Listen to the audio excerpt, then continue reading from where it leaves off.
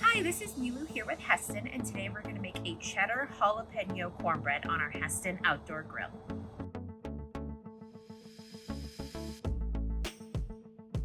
So for our cornbread, I have flour, cornmeal, baking powder, salt, and sugar, butter, eggs, milk, cheddar cheese, some green onions, jalapenos. So in here I have a stick of melted butter, 2 eggs, and I'm going to add in 1 cup of milk.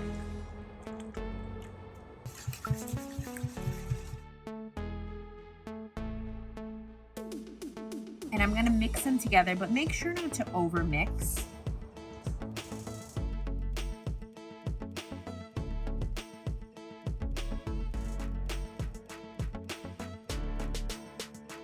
We're going to add in about 1 cup of grated cheddar. I have a mixed cheddar and jack here. So I have an 8-inch cast iron pan, and I'm going to put a good amount of oil in here and make sure it's coated all around before I add in the cornbread mixture.